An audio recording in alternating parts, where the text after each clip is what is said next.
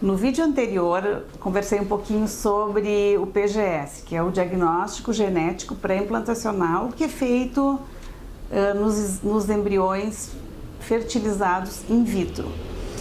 E a gente já havia falado sobre as indicações. Eu vou falar um pouquinho mais rapidamente sobre como é que é feito esse exame.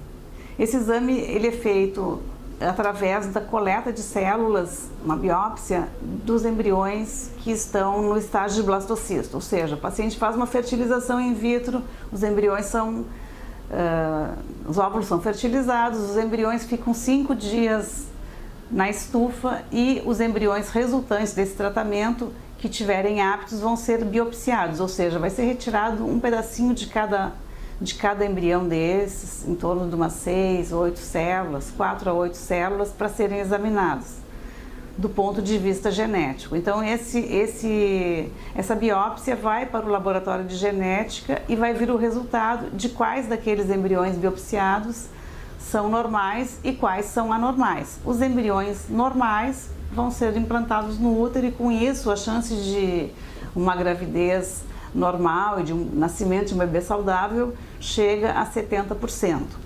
Então, sobre as indicações, é interessante assim a gente conversar com quais são o maior grupo de pacientes que faz esse exame, que tem indicação. São as mulheres com a idade materna avançada, que na reprodução é definido como a idade da mulher acima de 38 anos.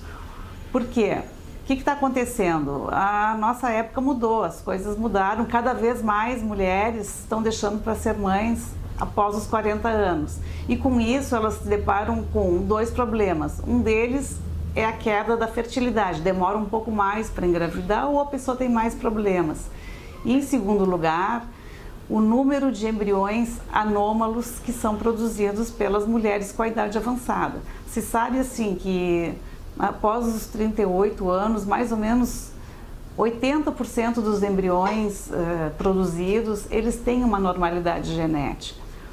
E o que vai causar um embrião com uma normalidade genética? Ou ele não vai implantar, ou ele vai implantar e vai ser abortado.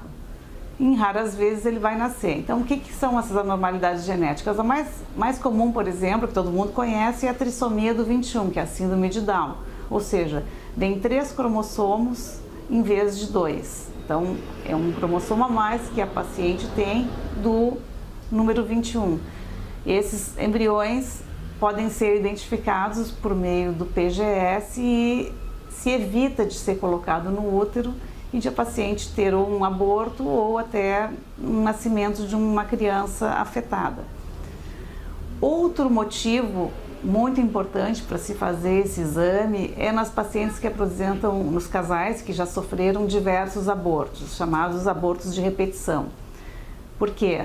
A gente sabe que assim, 50% dos abortos de primeiro trimestre, especialmente os mais precoces, eles são devidos a anormalidades cromossômicas, ou seja, embriões com algum erro numérico em geral ou outro tipo de erro cromossômico. E essas pacientes, muitas vezes, elas costumam produzir um maior número de embriões anormais do que pacientes que não têm esses abortos repetidos. Então é importante a gente fazer esse exame nesse grupo de pacientes para poder proporcionar a ela uma chance maior de ter o nascimento de uma criança saudável. Então, com esse tratamento, a gente consegue 70% de sucesso no nascimento de um bebê saudável.